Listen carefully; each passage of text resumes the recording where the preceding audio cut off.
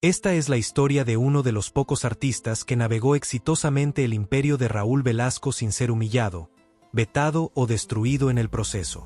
Durante casi 3 décadas, Raúl Velasco controló quien triunfaba y quien fracasaba en la música mexicana desde su trono en Siempre en Domingo, pero Antonio Zamora el Sacazonapan tuvo una experiencia completamente diferente.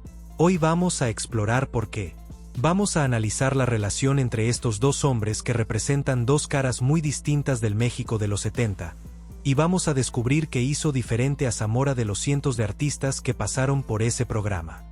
Porque existe una anécdota, guardada por el propio Zamora durante décadas, que nos da pistas sobre una verdad más compleja de lo que pensamos. Para entender esta historia, primero necesitan conocer exactamente quién fue Raúl Velasco. Raúl Velasco Ramírez nació el 24 de abril de 1933 en Celaya, Guanajuato. Era hijo de un dueño de tienda de abarrotes. Trabajó como mensajero, chofer, contador. Un tipo que venía de abajo, como muchos mexicanos de su generación. Pero este hombre ordinario llegaría a tener un poder extraordinario. El 14 de diciembre de 1969, Raúl Velasco estrenó Siempre en Domingo. Y déjenme darles números concretos de lo que significó ese programa. Durante casi 30 años, hasta el 19 de abril de 1998, Velasco estuvo al aire cada domingo. 1.480 programas. Más de 10.500 horas de transmisión. En su apogeo, cada programa duraba 5 horas y 45 minutos. Piénsenlo, casi 6 horas, cada domingo, durante décadas. La audiencia era monstruosa, entre 350 y 420 millones de espectadores semanales en más de 20 países de habla hispana. No existía internet, no existía streaming, no existían redes sociales. Si querías llegar al público masivo en México y Latinoamérica, había un solo camino: Raúl Velasco.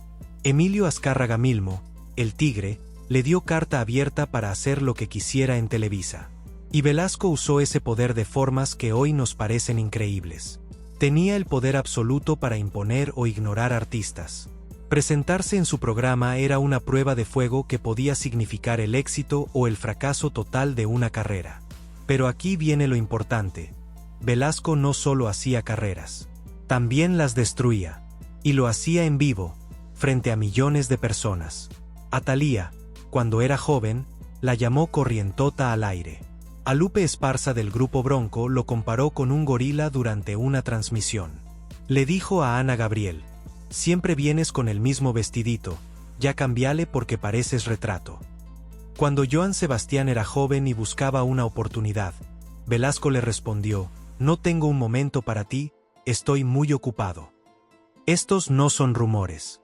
Estos incidentes están documentados, algunos incluso en video.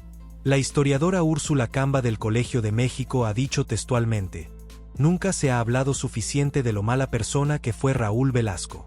Les arruinó la carrera a un montón de artistas con base en humillaciones, acosos y bloqueos. Era un patrón claro.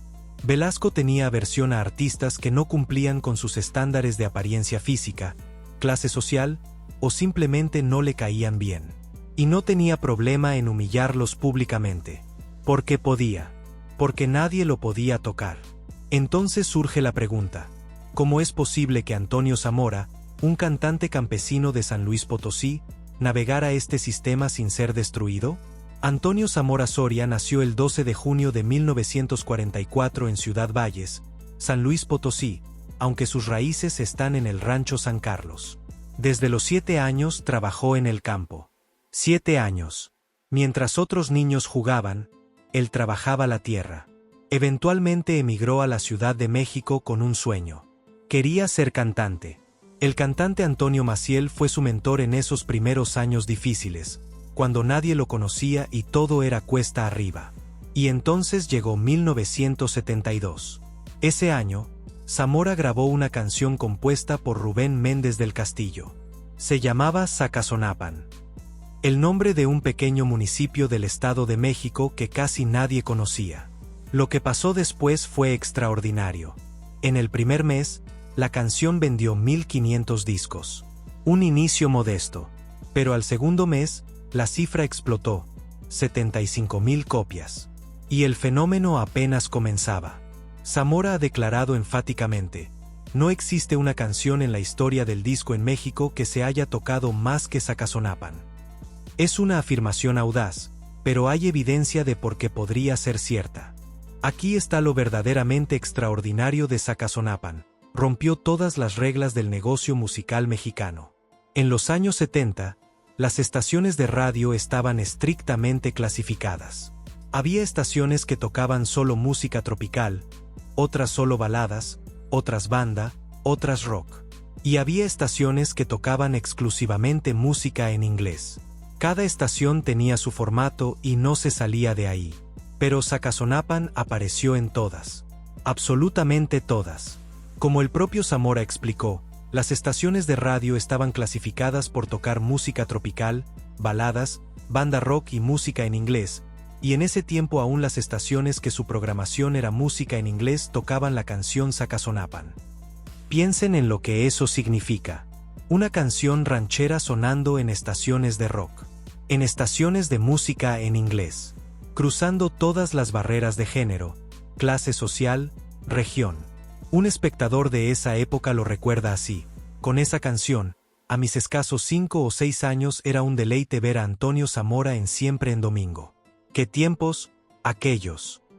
Y aquí está la clave de toda esta historia.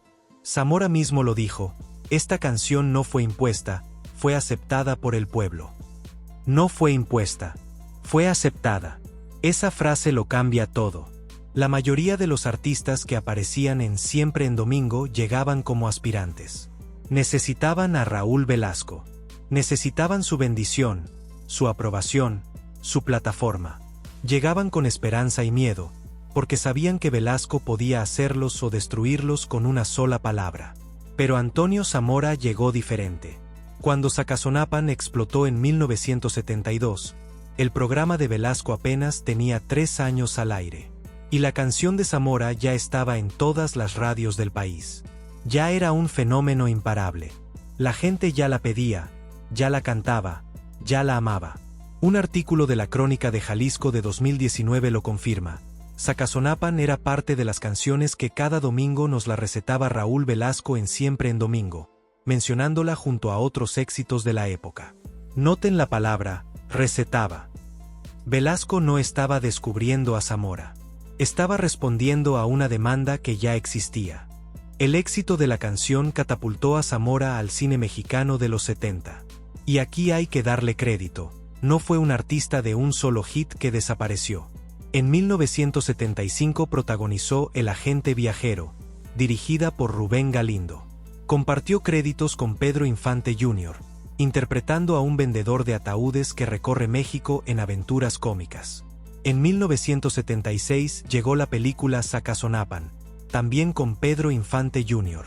Esta película le dio el apodo definitivo que lo acompañaría toda su vida: el Sacazonapan. Después vinieron Los Hermanos del Viento en 1977, Los Amantes Fríos en 1978, El amor de mi vida en 1979, y San Miguel el Alto en 1982. 6 películas en 7 años. No es Hollywood, pero tampoco es poca cosa. Y hay una conexión adicional con el mundo de Velasco que mucha gente no conoce. En 1984, Televisa produjo una película llamada Simplemente Siempre en Domingo, dirigida por René Cardona Jr. y protagonizada por el propio Raúl Velasco.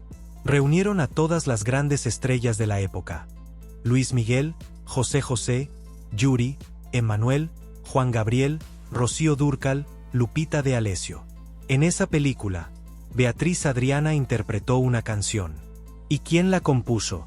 Antonio Zamora. La canción se llamaba Alegre y Enamorado. Es una conexión indirecta, pero significativa. Muestra que el nombre de Zamora seguía presente en ese universo de Televisa, incluso años después de su éxito inicial. Y ahora llegamos al corazón de esta historia. En el sitio web oficial de Antonio Zamora, antoniozamora.com, existe un video. Está en la sección de anécdotas. El título es específico: Anécdota con Raúl Velasco, Antonio Zamora, el Sacazonapan. El video dura 3 minutos y 16 segundos. Tiene aproximadamente 10.000 vistas.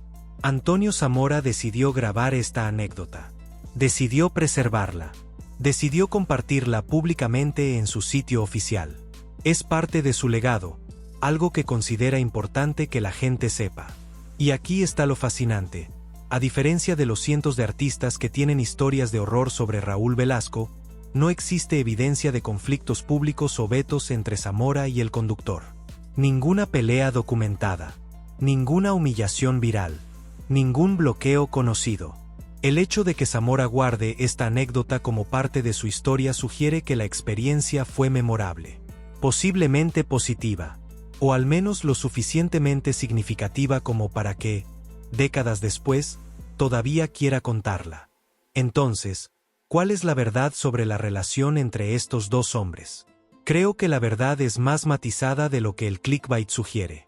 Y más interesante también. Miren los paralelos entre ambos. Velasco nació en 1933 en Guanajuato, hijo de un tendero. Zamora nació en 1944 en San Luis Potosí, trabajando en el campo desde niño. Ambos venían de orígenes humildes en el México rural. Ambos construyeron carreras desde cero en una industria que premiaba tanto el talento como las conexiones. Pero sus destinos tomaron caminos radicalmente diferentes. Velasco acumuló un poder casi absoluto. Se convirtió en el guardián de los sueños de miles de artistas. Podía hacer y deshacer carreras con una palabra, un gesto, una mueca de desprecio. Y muchas veces lo hizo basándose en prejuicios de clase, apariencia física o simple capricho personal. Ha sido criticado por contribuir al estancamiento musical de México al promover exclusivamente artistas de Televisa y despreciar géneros como el rock. Su conocida aversión a artistas que no cumplían con proporciones corporales ideales ha sido catalogada retrospectivamente como gordofobia y clasismo institucionalizado. Zamora, por otro lado, mantuvo una carrera más modesta pero constante. No acumuló el mismo poder, no buscó dominar la industria. Eventualmente se mudó a California, donde ha vivido durante más de 29 años. Pero creo que hay una lección crucial en esta historia. Y tiene que ver con el poder. Raúl Velasco tenía poder sobre artistas que necesitaban su plataforma. Sobre cantantes que llegaban a su programa rogando por una oportunidad. Sobre performers que dependían de su aprobación para llegar al público. Pero cuando el público ya te acepta, cuando tu canción ya suena en todas las radios, cuando la gente ya te pide en las fiestas y las estaciones ya no pueden ignorarte, el poder cambia de manos. Antonio Zamora nunca necesitó a Raúl Velasco de la misma manera que otros artistas. No llegó como un suplicante. Llegó como un fenómeno que Velasco tenía que reconocer, le gustara o no. Como Zamora dijo, la canción fue aceptada por el pueblo. No por Televisa. No por Raúl Velasco. Por el pueblo. Y esa es una forma de poder que ningún conductor de televisión puede controlar completamente. Raúl Velasco murió el 26 de noviembre de 2006 de cáncer hepático. Irónicamente, fue el mismo día que Televisa transmitió un homenaje a su trayectoria. Su legado permanece profundamente dividido. Para algunos fue el hacedor de estrellas, que profesionalizó la televisión musical mexicana y dio plataforma a artistas que de otra manera nunca hubieran sido conocidos. Para otros, fue un déspota que arruinó carreras basándose en apariencia física, clase social y preferencias personales arbitrarias. Ambas cosas son ciertas. Esa es la complejidad de figuras como Velasco. Antonio Zamora, por su parte, sigue vivo. A sus aproximadamente 80 años en 2025, continúa activo. Mantiene presencia en redes sociales, Facebook, Instagram, TikTok, YouTube. Su música está disponible en todas las plataformas de streaming. En 2023 lanzó un álbum nuevo llamado Piel de Arena. Más de 5 décadas después de aquel éxito de 1972, todavía está aquí. Todavía está creando. Todavía está compartiendo su historia. Y Zacazonapan sigue sonando. En el municipio del Estado de México que lleva ese nombre, la canción es más que música. Como describió un seguidor, es más que una canción, es un verdadero himno de la región. En Tijuana existe un bar que lleva el nombre de la canción. Un pequeño monumento a la era cuando una canción podía unir a todo un país cada domingo por la tarde. La canción ha sobrevivido a modas, generaciones, cambios tecnológicos. Ha sobrevivido a cassettes, CDs, MP3s, y ahora vive en Spotify y YouTube. Sigue siendo parte de la cultura mexicana de una manera que pocas canciones logran. Entonces, ¿cuál es la verdad que Antonio Zamora revela sobre Raúl Velasco? Creo que la verdad es esta. No todos los artistas que pasaron por la era de Velasco tienen la misma historia. No todos fueron víctimas de su poder. Algunos, muy pocos, llegaron con suficiente fuerza propia que el sistema tuvo que acomodarlos en lugar de destruirlos. La verdad es que cuando tu arte conecta genuinamente con la gente, cuando es aceptado por el pueblo en lugar de impuesto desde arriba, tienes una forma de poder que los gatekeepers no pueden controlar fácilmente. La verdad es que Zamora navegó el imperio de Velasco de manera diferente porque su éxito no dependía de Velasco. Y eso, en la era del monopolio televisivo total, era extraordinariamente raro.